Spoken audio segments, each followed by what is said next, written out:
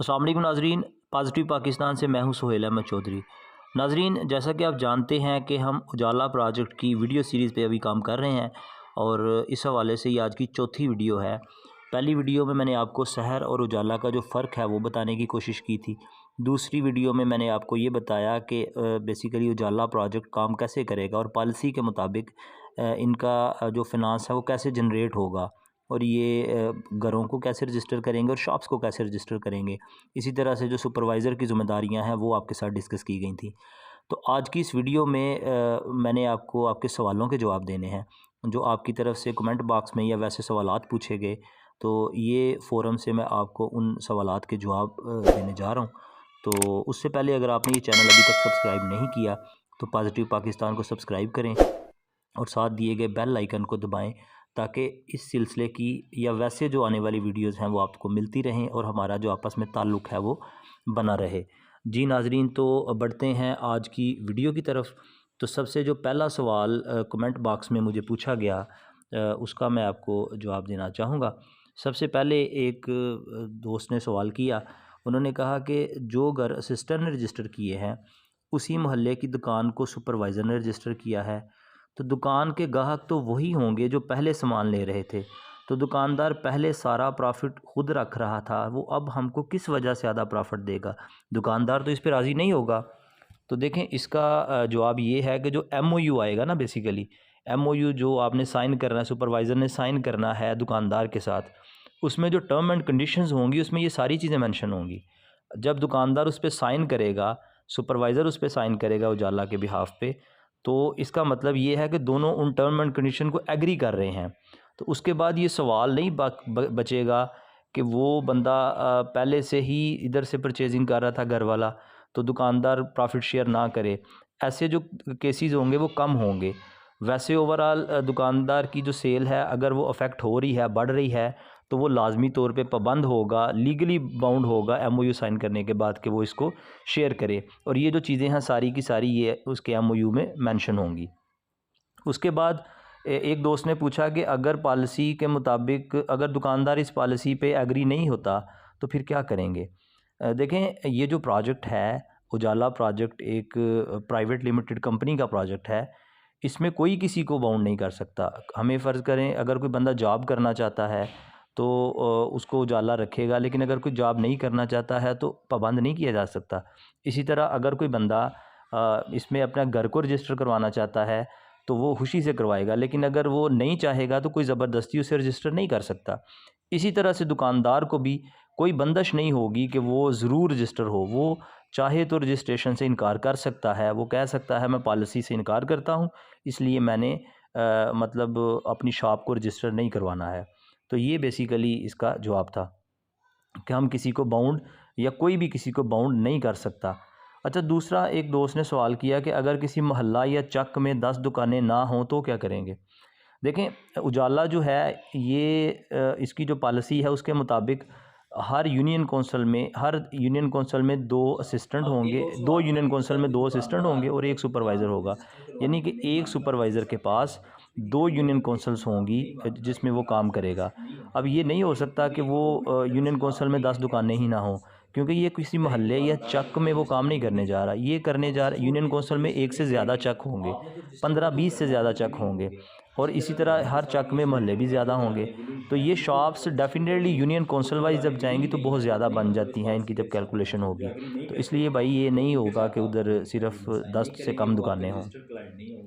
इसके बाद एक और दोस्त ने सवाल किया। उन्होंने कहा कि ये जो हमारे मुल्क के अभी हालात हैं, ये तो इजाज़त ही नहीं दे रहे कि मतलब इतना कोई काम शुरू हो सके, तो कैसे पॉसिबल है कि ये वाला मतलब प्रोजेक्ट है जो लॉन्च हो जाएगा या उजाला इसमें काम करेगा?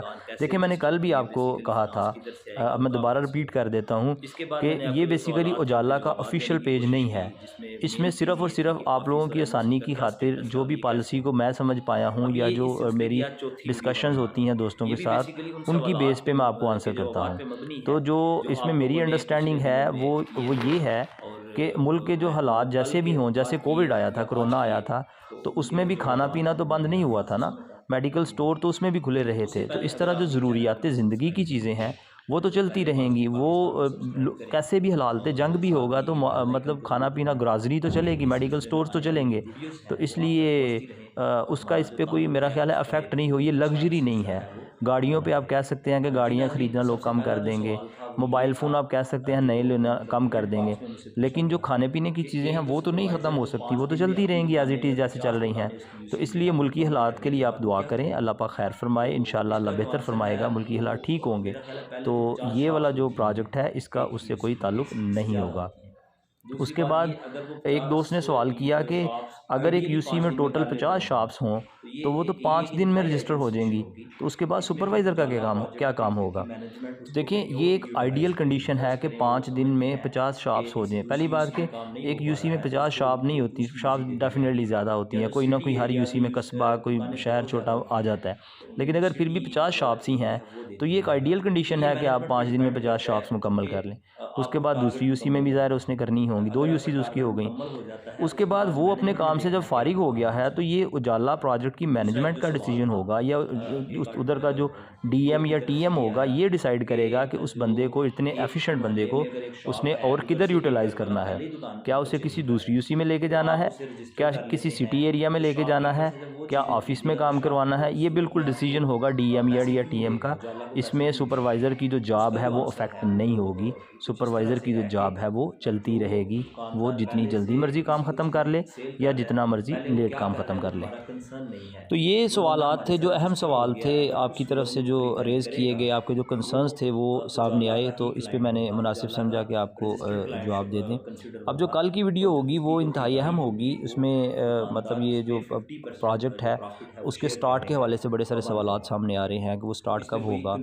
और मतलब ज़ाहिर है अभी डिस्ट्रिक्ट मैनेजर्स की ट्रेनिंग हुई है, तहसील मैनेजर्स की ट्रेनिंग बाकी है, तहसील मैनेजर के साथ साथ सुपरवाइज़र की ट्रेनिंग बाकी है, असिस्टेंट्स की ट्रेनिंग बाकी है, और उसके साथ साथ जो डीएमओज़ हैं उनकी ट्रेनिंग भी अभी होगी। और उसके बाद जो मतलब असिस्टेंट मॉनिटरिंग ऑफिसर सबकी ट्रेनिंग अभी होना बाकी है। तो ये एक अहम सवाल है कि वो कब होने जा रही है। तो कल की वीडियो में मैं इंशाल्लाह आपको ये बताऊँगा कि हम मतलब इसको क्या, इसका क्या है पैटर्न, क्या है, और ये कैसे ट्रेनिंग होगी और किधर होगी और कब होगी, इस पे इंशाल्लाह कल की वीडियो में बात करेंगे। और ये मैं फिर आपको बता रहा हूँ, ये टेंटेटिव डेट होगी जो कि मैनेजमेंट की तरफ से ज़ाहिर दी जानी है, फ़ाइनल तो उन्होंने करना है। मैं तो फिर आपको बता रहा हूँ कि ये ऑफ़िशियल, ना मैं ऑफ़िशियल स्पोक्स पर्सन हूँ, ना ये ऑफ़िशियल चैनल है, और ना ही मतलब कह लें कि उजाला की जो मैनेजमेंट है, टॉप मैनेजमेंट है, मैं ना उसका मेंबर या हिस्सा हूँ। तो ये मतलब इसके बाद जो कल की वीडियो में ही हम आपको बताएंगे कि इसका जो सैलरी पैकेज है वो क्या होगा, क्योंकि सैलरी के हवाले से बड़े सारे दोस्तों के सवालात हैं और उनके ज़ाहिर सी बात है कंसर्न्स हैं। तो उस वीडियो के लिए आप कल का वेट कीजिए। इंशाल्लाह जो इस दौरान भी आपके सवाल आएंगे उनको भी एड्रेस करेंगे, और जो इनका सैलरी पैकेज और जो स्टार्टिंग डेट है उस पर भी मैं आपको अपनी मतलब कह लें अंडरस्टैंडिंग बताऊँगा कि कब से ये होने तकरीबन जा रहा है। तो नाज़रीन, अगर आपको ये वीडियो पसंद आई हो तो इसे लाइक करें, शेयर करें अपने अपने डिस्ट्रिक्ट और तहसील के ग्रुप्स में, ताकि दूसरों का भी फ़ायदा हो। और साथ में जो बेल आइकन है उसको दबाएँ, चैनल सब्सक्राइब करें, ताकि आने वाली जो वीडियोज़ हैं वो आपको बर वक्त मिलती रहे। पाकिस्तान का जिंदाबाद।